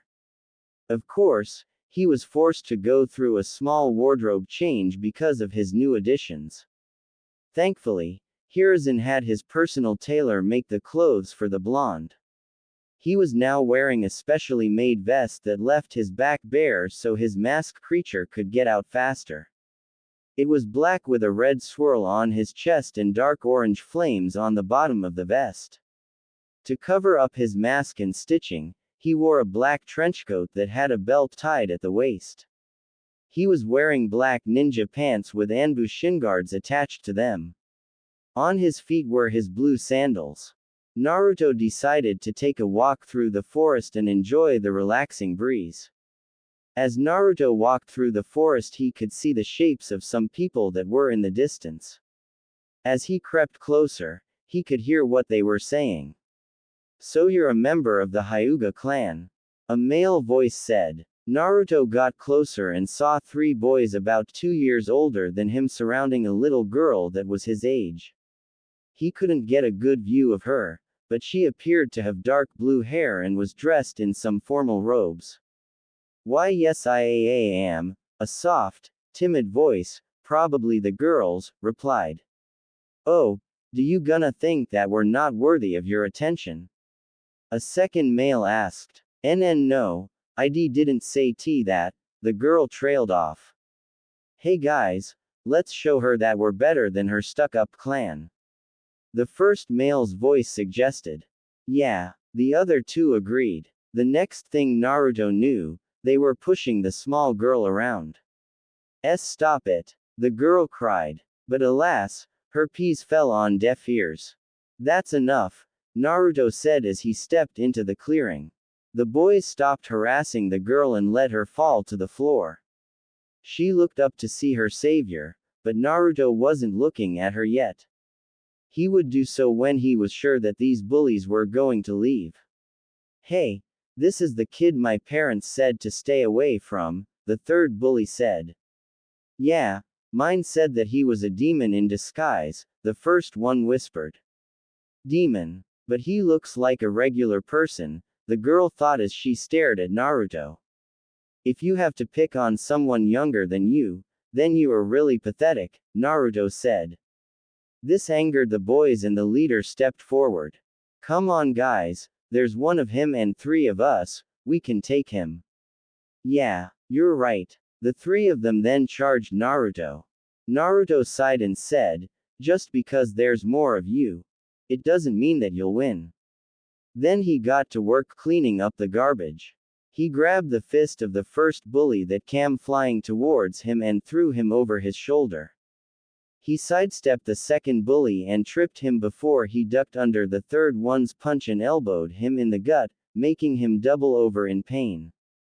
"You're outclassed. Get out of here," Naruto said as he glared at them. "If I see you bullying anyone else again, then we're going to have problems."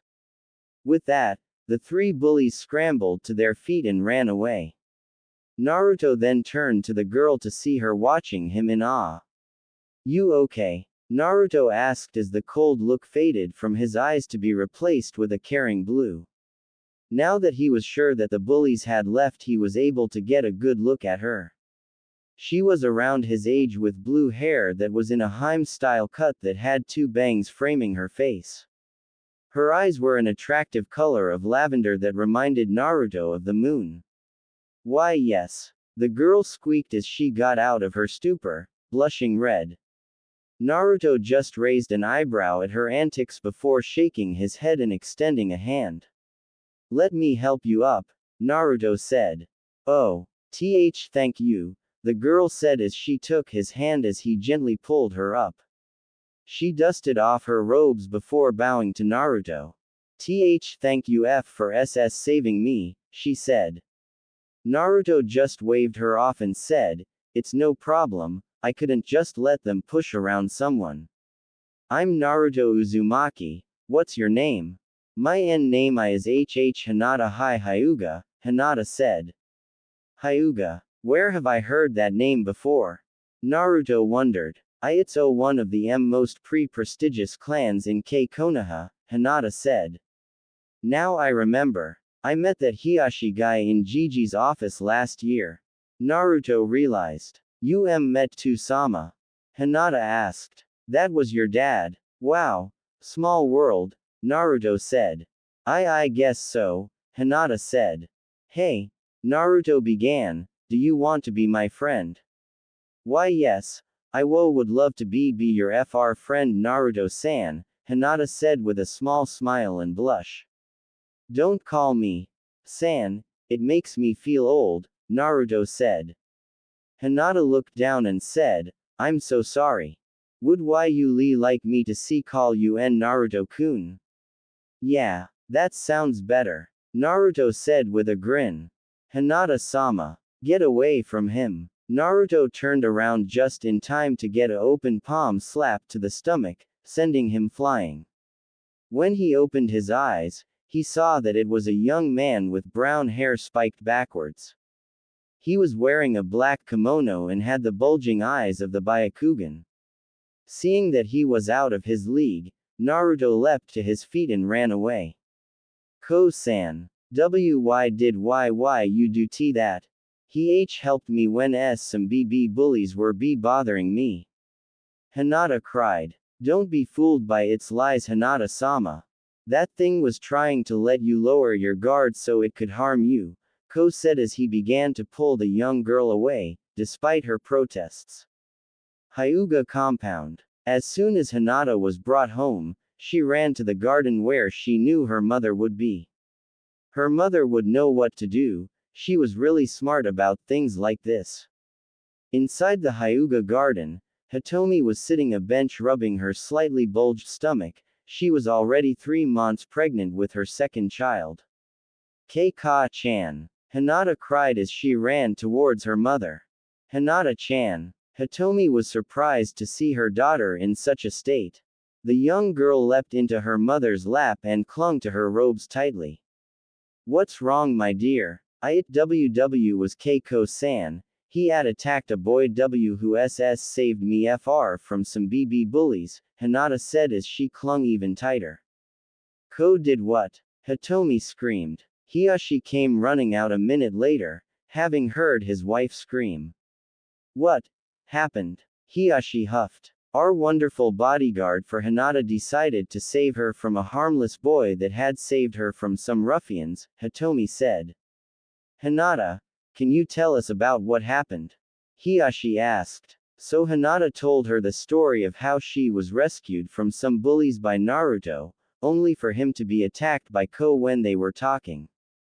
Hiyashi, having heard enough, got up and went to search for Ko. After a branch member brought Ko to his office, Hiyashi looked him straight in the eye. Good evening, Ko, Hiyashi greeted. Good evening, Hiyashi-sama, Ko greeted back. How was your walk through the village with Hinata today? The Hyuga head asked. It was fine, I kept her away from all trouble, Ko told him. Hiyashi quirked an eyebrow and said, really? Because I heard a different story. He then sent Ko a harsh glare and said, she said that you both got separated and told me how she was assaulted by some ruffians when she was in the forest. And I defended her from the threat, Ko said. Did you now? Hiyashi asked in a sarcastic tone. She told me that she was rescued from 3 boys 2 years older than her by a young boy. A young boy that you assaulted without warning. There wasn't a group there, just a boy that was harassing her, Ko said, spitting out the word boy, like it was a poison. Hiyashi just sent him a glare and said, so I should just disregard what my daughter told me and believe you instead, correct? That thing probably made an illusion to try and gain her trust before it, Ko said. Enough. Hiyashi yelled, I will not sit here and let you lie to my face. But I am not lying, Hiyashi-sama.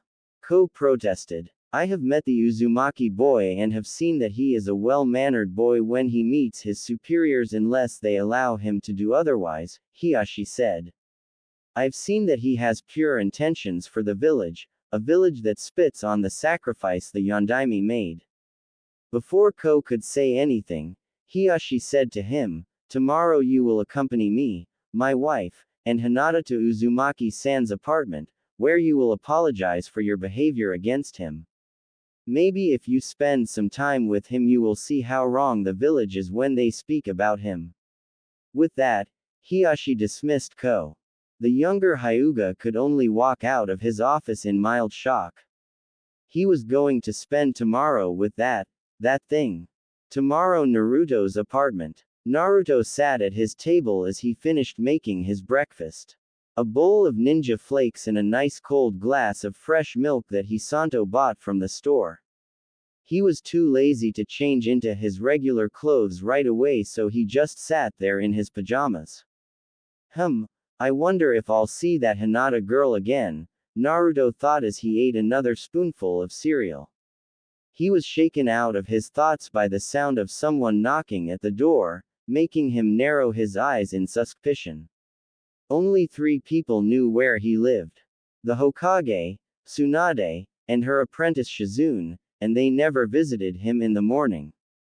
So he slowly crept towards the door and had his threads out and formed them into a blade. Who is it? Naruto asked. He wanted to make sure if it was someone he knew. Naruto-kun. It's me, Hinata, he heard. Naruto took a small peek outside through his door and saw that it was indeed the Hyuga girl from yesterday. But behind her were 3 people. He recognized Hiyashi and the Hyuga that he had the pleasure of meeting yesterday, but he didn't know who the woman was. Naruto thought that it was Hinata's mother since she had the same hair color as the girl. Give me a minute. Naruto called out as he rushed back towards his room and changed his clothes in record time. After adjusting his trenchcoat, he went back to the front and opened the door. Oh, hello again Hinata-chan, Hiyashi-sama, Hyuga-tem, ma'am, Naruto greeted with a smile.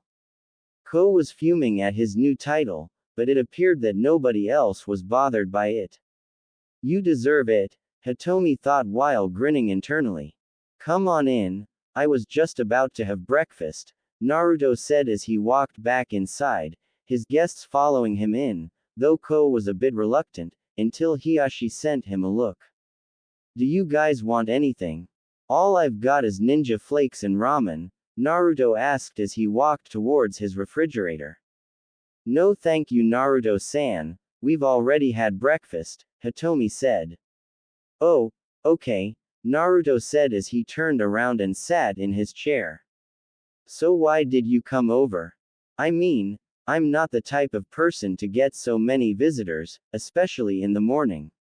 Ko here has something that he would like to say to you, Hiyashi said as he gave Ko a look that said, be nice or we'll have problems. Ko took a deep breath, he couldn't believe that he was going to do this. I am sorry for attacking you yesterday Uzumaki-san, I thought that you were attacking Hinata-sama, not helping her. Naruto shook his head and said, it's fine, you were just doing your job like I was when I saw her being bothered by those jerks. And what would your job be? Hitomi asked. If I'm gonna be Hokage one day, I have to make sure that there's no more bullying. It's not a nice thing to do, Dadbeo. Naruto said. Why you want to be Hokage? Hinata asked. Yeah, the Hokage's the strongest person in the village, so that's a place for me, Naruto told her. Hiyashi was in deep thought for a moment before suggesting, Hinata, why don't you and Naruto go and walk through the village for the day? Are really too Sama? Hinata asked, shocked that he would allow this. Hiyashi nodded and said, you should take the time to get to know your new friend. Thank you T2 Sama. Hinata stammered out as she went to the front to put her sandals on. Naruto stared at Hiyashi for a while before asking, can you lock the door on your way out? Of course, Hiyashi said. Okay, Naruto said as he went to put his sandals on. He then rushed back into his room and placed Gama-chan in his back pocket before he left with Hinata. Ko, Hiyashi started, in order for you to get a better understanding of Naruto, you will tail them and will not interfere with anything unless they are being harmed by civilians or drunken shinobi. Ko looked appalled for a moment before nodding and rushing after the 2 children. Are you sure that's a good idea, Hiyashi-kun? Hitomi asked. It's the best one I can think of at the moment, Hiyashi said. Training Ground 27. Naruto had led the Hyuga heiress towards his personal training grounds. Ko had followed them and was wondering what Naruto was up to. Naruto-kun, why are we here? Hinata asked. This is my personal training grounds, Naruto stated as he waved his arms out. Why we're here is because I want to show you something. What is it? Hinata asked. Can you keep it a secret? Naruto asked. Why yes, ICC can, Hinata said. I'm gonna show you my special jutsu, it's something that I got after I was born, Naruto explained. What kind of jutsu? Hinata asked. A kinjutsu. Naruto then went and told her the same story the Sandaime told him when he first discovered the Jongu. By the time he was finished, Hinata was at tears and hugged him saying that nobody had to go through that. See can I see it? Hinata asked. Sure. Naruto replied as he pulled back the sleeve of his right arm and revealed his detachable limb. He then pulled off his forearm and Hinata watched in amazement as the crimson threads came out and stowed connected to the limb. Hinata then reached out and took a small amount of threads into her hands. It's so soft, like silk, Hinata said in amazement as she continued to observe the material. She then began to giggle as a stray thread danced past her ear, lightly grazing it. What's up? Naruto asked as he heard her giggle. Hinata blushed for a moment before saying, nothing, it just tickled me little. Naruto then had a playful grin on his face as he thought of something fun to do. So you're ticklish, huh? Why yes, I'm terribly ticklish, Hinata said, not seeing his grin. Why do you ask? Oh no reason, just thought that you might enjoy this. Naruto shouted as he sent his tendrils towards the smaller girl as they began running across her skin. Hinata's eyes went wide before she burst out laughing. Nahaharuto ha ho ho. Ha ha ha ha. Please see. It's too muhuhuch. From what I can tell, you're enjoying this. Naruto said as he took off her sandals and began to scribble his fingers over his feet, making her voice go up another octave. Ahahahaha. Pleahahahahasee staha hahap. Ikahantahahake at anymohohore. Hinata laughed as she flailed her arms and legs in an attempt to get free.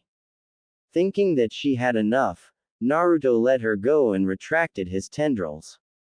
Hinata laid there on the floor taking deep breaths, her face flushed a bright pink. So, did you have fun? Naruto asked. Fun? Hinata asked. Yeah, you looked like you needed to smile a bit more, so I discovered the perfect way to get you to do so, Naruto said as he gave her a fox-like grin. Hinata looked at him before giving him a small smile. Why yes, I had little fun. Naruto grinned and said, good, because I have another part of my Jongu that I want to show you. What is it? Hinata asked. Naruto said nothing as he undid the belt that was tied around his trenchcoat and shrugged it off, revealing the mask that was stitched to his back. Hinata put her hands to her mouth and gasped in shock. Don't worry, this is part of it, Naruto then explained to her how he was able to use the hearts to make creatures to assist him in battle. Let me show you. Naruto then put his hands in the Tora seal and said, Jongu, activate.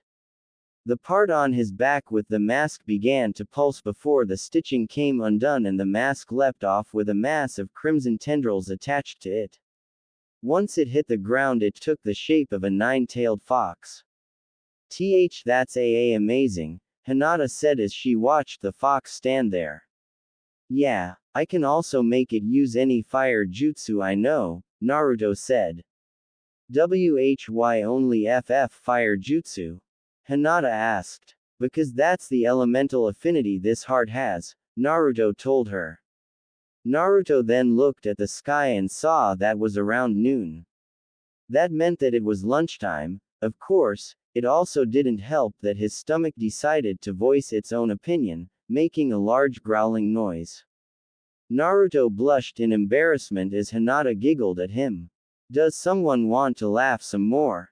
Naruto asked with a mischievous grin as he waved his tendrils through the air. Hinata giggled a little as she stepped back. That's not necessary, Hinata said. Naruto chuckled and said, let's go and get some lunch. Do you like ramen?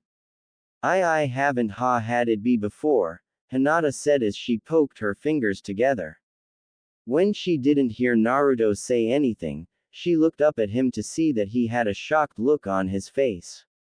You've never had ramen?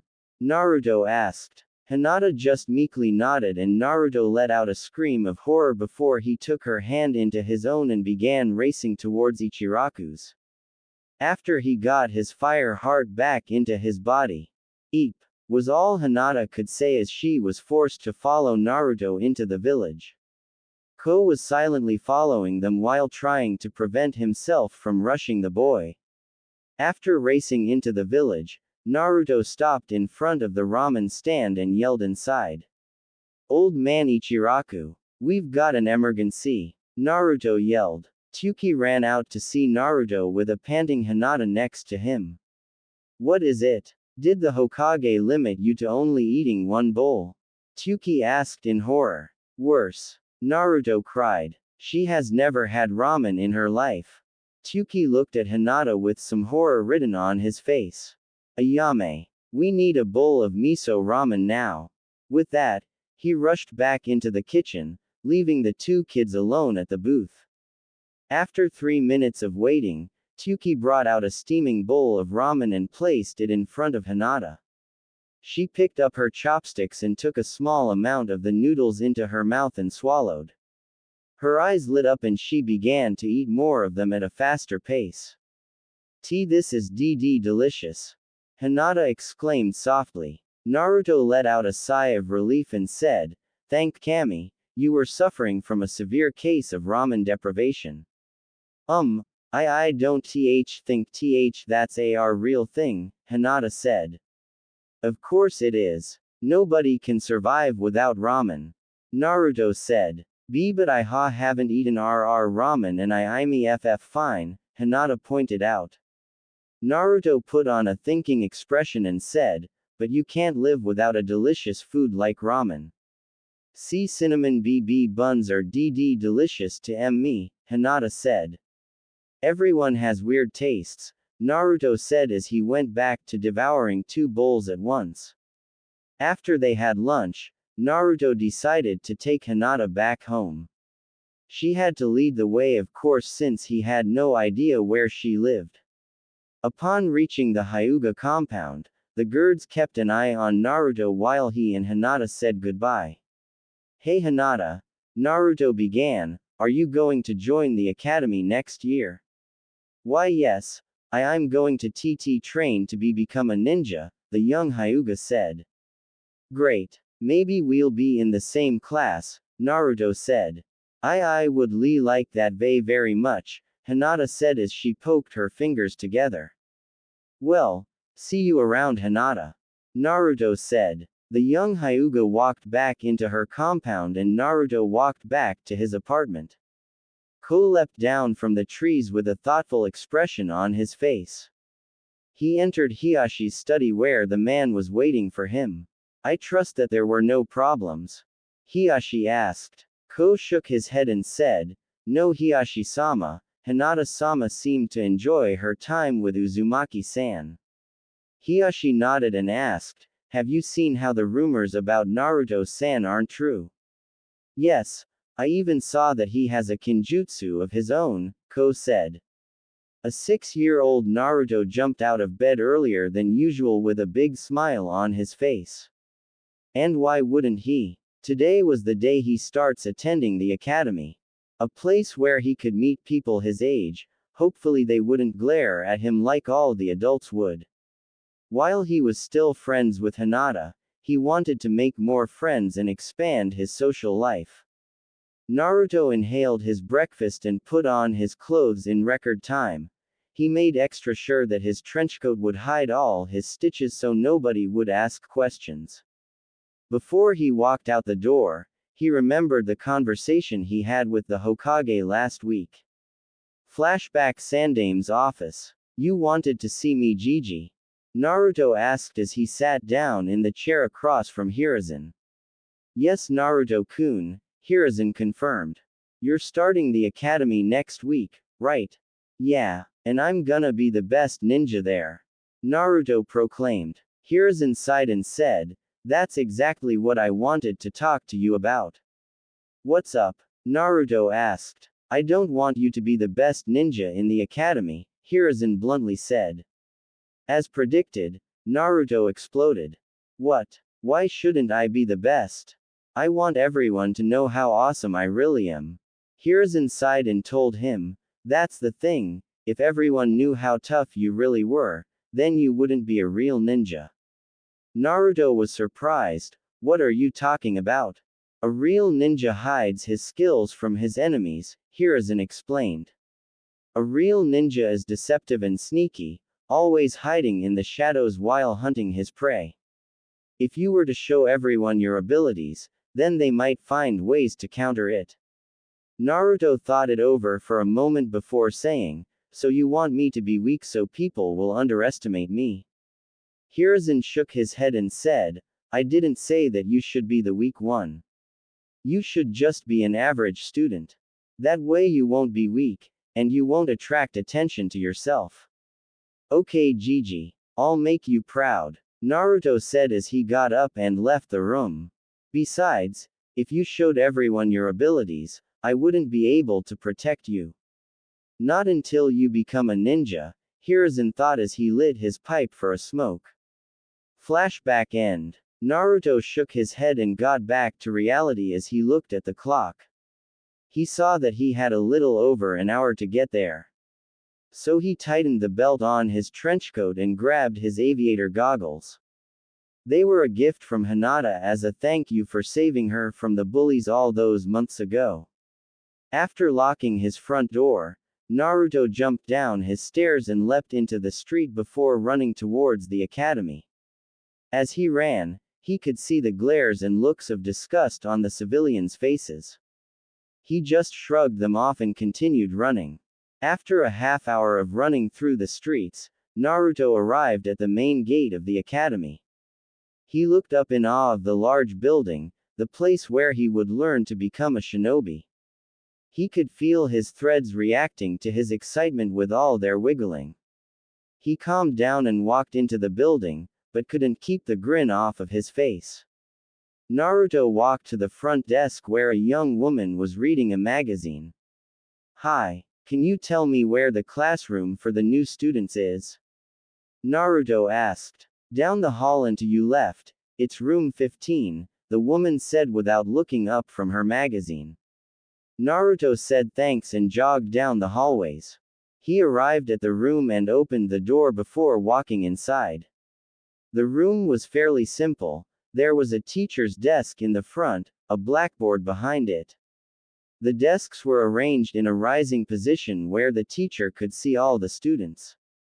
There were children his age inside the room already sitting down and chatting with each other. 8 of them stood out to him, however. 3 girls and 5 boys.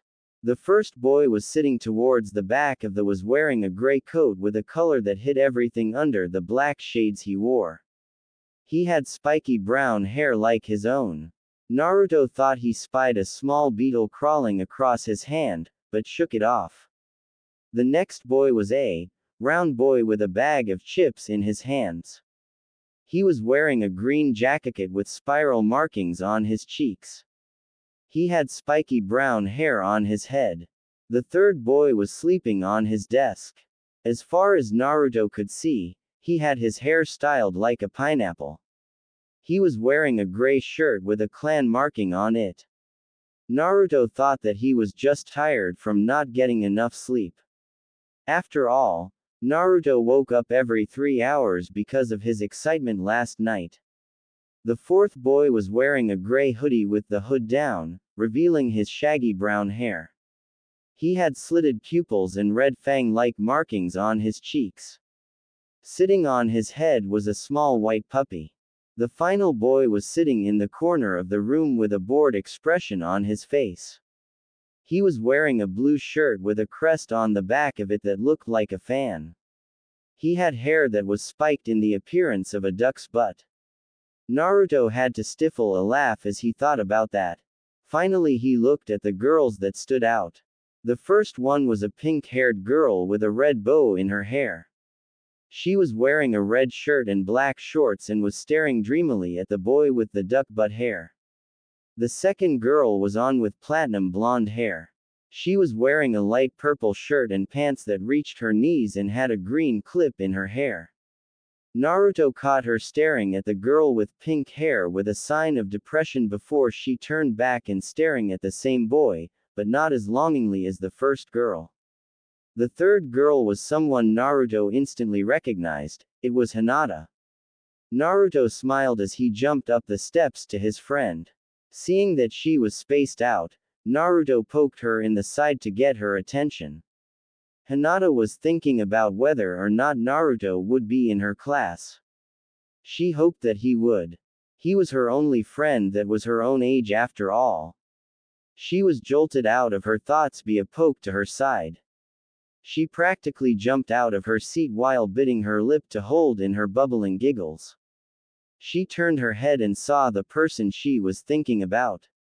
Naruto-kun. Hinata softly cried. Hi Hinata-chan. Naruto greeted. He then sat down in the chair next to her while giving her a large grin.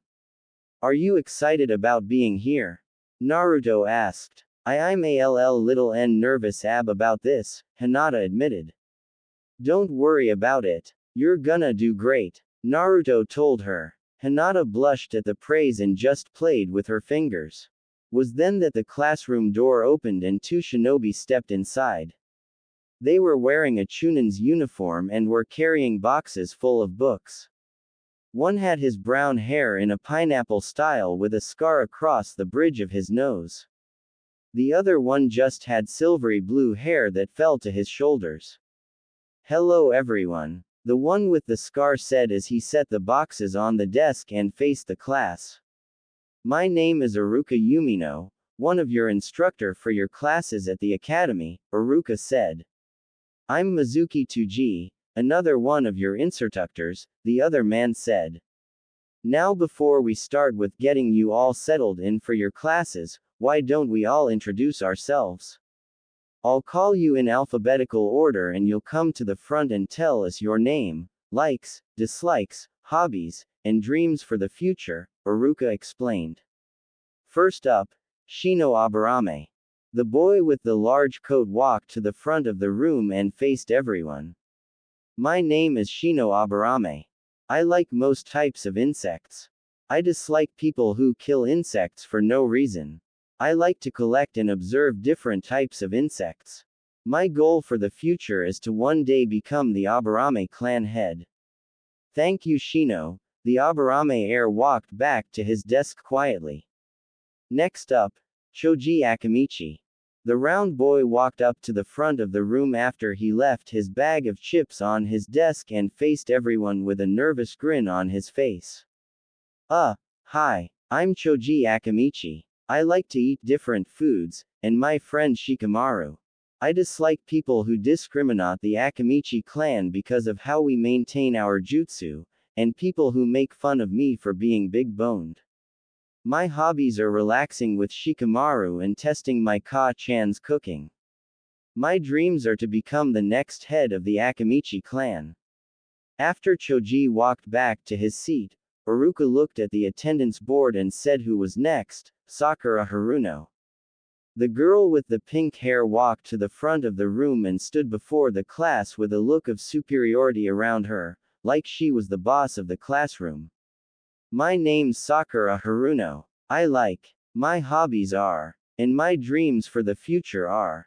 Every time she paused, she would look at the boy with the duck butt hair and squeal, making the boy groan and slam his head into his desk. And your dislikes? Uruka asked, already crying on the inside because of the fact that this was a fangirl. People who are stupid. Sakura roared. After she walked back to his desk, Uruka called out the next name. Hinata Hyuga. After some words of encouragement from Naruto, Hinata walked to the front of the room and faced the class. Hello, I'm Hinata Hyuga. I like SW sweet foods, and SS spending time with my friend N Naruto. I dislike people ww who look down on others and seafood. My hobbies are flat flower pressing and GG gardening. My reams for the FF future is to see change the W way of the Hyuga C clan. After walking back to her seat quickly, the next name was called up. Kiba Inuzuka. The boy with the dog raced down to the front and faced everyone with a feral grin. I'm Inuzuka, and this is Akamaru. I like spending time with the dogs at my clan compound and my buddy here. I dislike cats and people who hate dogs. My hobbies are playing with Akamaru and training. My dream for the future is to become one of the best ninja in the village. Shikamaru Nara. When nobody came up, Uruka looked around the room until he saw the sleeping boy. Shikamaru Nara. Uruka yelled. He was about to yell again when he saw Choji raise his hand to stop him. Choji then turned to Shikamaru and said, Shikamaru, your mother's here. As fast as lightning, Shikamaru jumped out of his seat while looking around fearfully. When he didn't see his mother, he looked at Choji with a bored expression. Choji, that was cruel and heartless, Shikamaru told him. Now that you're awake, maybe you would like to introduce yourself to the class. Uruka asked with a look on his face that just dared him to say no. Troublesome, Shikamaru muttered as he trudged to the front. I'm Shikamaru Nara. I like relaxing and playing shogi. I dislike troublesome things like extra work. My hobbies are cloud watching and resting. I don't really have a goal for the future, it's too troublesome to think of one. Most of the class snickered at his introduction while Uruka and Mizuki just sighed. They already knew to expect this from a Nara, but it was worse than they thought. Uruka just shook his head and called out the next student. Sasuke Uchiha. The boy with the duck-butt hair walked to the front of the classroom and looked at them with an air of superiority around him. My name is Sasuke Uchiha, a member of the great Uchiha clan. I like my family and onigiri. I dislike those who are weak and pathetic. My hobbies are training to get stronger. My goal is to one day surpass my brother Itachi. Uruka nodded as he watched Sasuke walk back to his seat. He looked down at the sheet and bit back a groan when he saw the next name. He considered skipping over it but decided that it wasn't worth the trouble. Naruto Uzumaki. Neither Naruto or Hinata missed the small hint of disgust when Uruka called him out. After being Naruto's friend, Hinata was able to see all the looks of hatred and disgust that were thrown Naruto's way. She asked him why they did that, but Naruto truthfully told her that he doesn't know. The young Uzumaki jumped to the front of the room and faced the class with a big fox-like grin. My name's Naruto Uzumaki, Dadbao. I like ramen and spending time with my friend Hinata-chan. I dislike mean people and those who think they're better than others. My hobbies are training and hanging out with Hinata-chan. My goal for the future is to become Hokage. As if anyone would let you rule the village you tried to destroy. Were the thoughts of the two academy instructors. Once he was back in his seat, Uruka called up the last name of the list. Ino Yamanaka. The blonde-haired girl walked to the front of the room and faced the class. I'm Ino Yamanaka. I like all types of flowers and spending time at my family's flower shop. I dislike mean people and idiots who think they're better than me just because I'm a girl. My hobbies are working at the flower shop and helping my parents. My dreams for the future are to win the affections of Sasuke-kun. Sasuke just banged his head into the desk again, making a nice indentation of his face on the wood. Iruka could see that she was a fangirl, but wasn't lost to the forbidden side of the kunoichi just yet. A simple push in the right direction would help her.